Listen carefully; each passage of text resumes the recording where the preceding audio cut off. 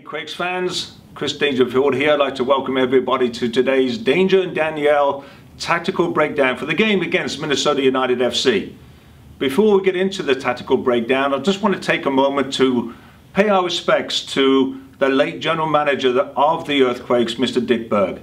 It was Dick Berg that was responsible for naming our club the Earthquakes. Otherwise we could be called Sporting San Jose United FC or something. And he was a wonderful man, and we want to thank him for all his efforts on behalf of the club and pay our respects to his family. I think Dick would have enjoyed the game on Saturday, Danielle. It certainly was exciting. It had just about a bit of everything. Yeah, it was a great first opening season game for the San Jose Earthquakes. The fans were fantastic. I thought Danny Houston had a really strong performance. He was man of the match. It was a great start. It was also a little bit humbling, those last 10 minutes to give up those 2 late goals, but 3 points is always the way you want to start here at Avaya, so that was fantastic. So we're going to break things down a little bit for you. Let's first talk about the game plan that Michael Starry put together. What were your thoughts on that? Well, I think his plan really, obviously, here at Avaya was to see how things go for the first 20 minutes or so. Both teams played a 4-2-3-1, and so they sort of cancelled each other out for the first 20 minutes or so. But after that, the Quakes certainly got on the front foot. We talked about how he likes to use high press and low press, and I think there were some very good examples of the high press working very well, especially for the first couple of goals for the Earthquakes. Low press was in the second half, and we'll talk about that later and how effective or non-effective that was for the Earthquakes and the way it worked out.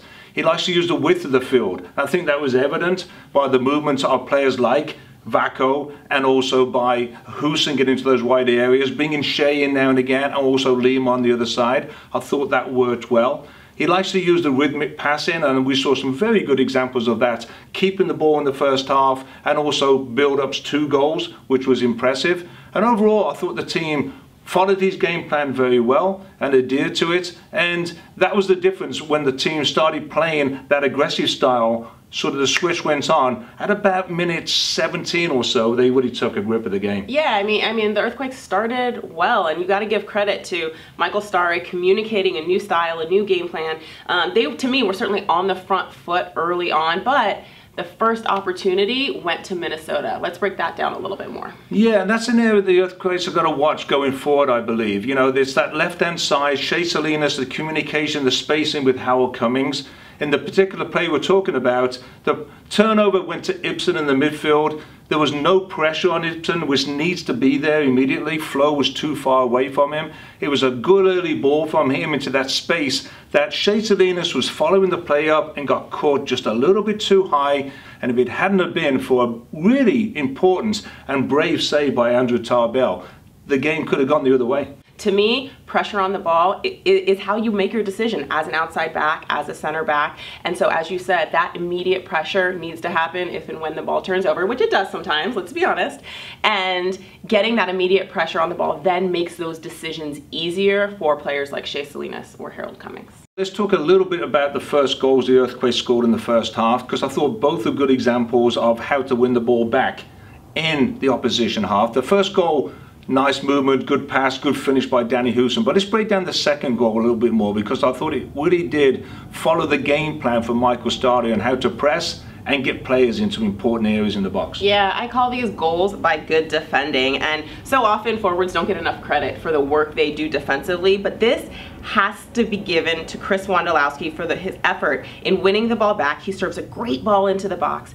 Danny Houston makes that near post run, engaging the defender, and Vaco has probably a good 30-40 yard run to get to the back post. But as you mentioned, Michael Starry, he told us in preseason that they want to get better numbers in the box. They want to continue to high press and win the ball high up the field. And that's great, because when you win it that high up the field, you've only got about 20-30 yards to go to try and put it in the back of the net. And I think that Starry's style is also to try and be on the front foot. And what I liked about the reaction of the Quakes after scoring the first goal was, we're not going to sit back now and see what happens for the next 10 minutes. Led by Captain Wondolowski, we're going to be aggressive. We're going to try and get that second immediately. And it was a wonderful play by him that triggered the whole thing. So in the second half, the Quakes didn't start with the same level of energy. I thought Minnesota came out pretty well in the beginning of the second half, but then you get the third goal by Danny Houston, which really just had a ton of momentum and was a fantastic overall combination play by the entire team. We'll break that down at the very end of this segment, but let's spend a little bit of time focusing on that 80 to 85 minute range and the 2 goals that the Earthquakes gave up.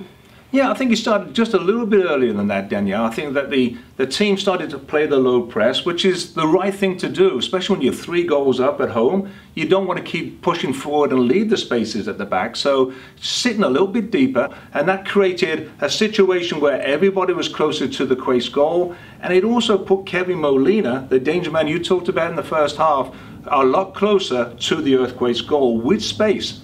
On the first goal, I remember that it was a cross that came in. And yes, you can look at Jimmy Ockford and maybe he slipped, but he's going to do that on some times. You know, it's one of those things that's just an unfortunate slip by him. But I didn't like the positioning of Howard Cummings on that. I thought he was caught flat-footed. Shea Salina was just tucked in a little bit too much, allowing Molina to go around him. But nobody from the Earthquakes was picking up Kevin Molina in that space at the top of the box. I think Flo started sitting a little bit deeper as the game went on as well, because he was a little bit concerned of what was going on defensively in the middle there. Yeah, and to me, when you're as deep as you are, the space that's behind is no longer the dangerous space, because there is no space in behind. The space that becomes really dangerous is that space in between the central defenders and those 2 holding midfielders. And certainly a lesson learned about how to see a game out and how to adjust when substitutions come into the game. I think that's an important point there, see the game out. It's very important that communication is there, the lines are closer, and the line of confrontation is higher. Okay, after all that, Danielle, let's not forget we got 3 points, and it was a very good performance here at Avaya Stadium in the home opener, and a great performance by Danny Houston, who became the MLS Player of the Week. Yeah. A performance that I know you particularly like, not only because of his goals, but because of other aspects of his play as well. Yeah, and you have to give credit to Danny Houston for coming in fit to preseason. You don't play a full game like that. You don't have the dynamic attack that you do without coming prepared. I thought his goals were fantastic, the spacing, the timing. I really like the chemistry that's developing between Chris Wondolowski and Danny Houston.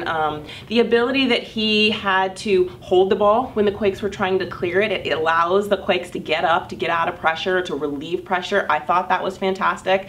For much of the match, I thought his back pressure was very solid defensively as well. Yeah, it was an all-round performance. It started off with his work defensively, leading the line to make sure that the pressure was on Minnesota United FC defensively all the game. And his movements, his wide play, yeah, just a really good... We talked about him being a true number 9, and I think he showed the Quakes fans all the aspects of a true number 9 in that performance. Yeah, so let's break down that 3rd goal. That was maybe the best moment of the match for the Earthquakes.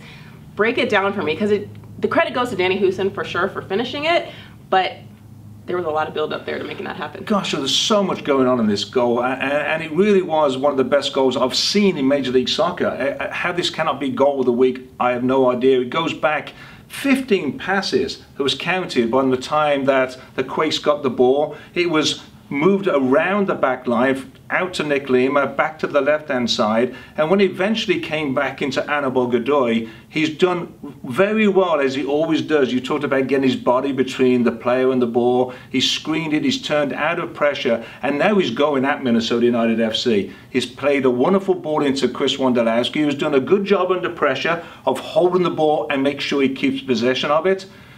Magnus Eriksson comes in from the right-hand side to get involved. He passes it back to Godoy. First time pass into Houston. First time pass into Vacco. Check the run by Wondolowski to take the defender away from the space Danny Houston's trying to attack, leaving Danny one-on-one. And then it's just wonderful individual play by him to be able to take on the last defender. 15 passes, so many players involved. It includes the rhythmic passes, star A1, so it includes the wide play on the fullbacks and also Eriksson. It involves the interchanging of players in the forward line. It involves the great one-touch passing, and it involves getting players into those dangerous areas as well. Just a wonderful goal. Fantastic goal, fantastic 3 points. Keep sticking with us. This is Danger and Danielle's Tactical Breakdown. We want to hear from you. We want to hear what you like, what you want to see more of, because we really enjoyed doing this for you. Go Quakes.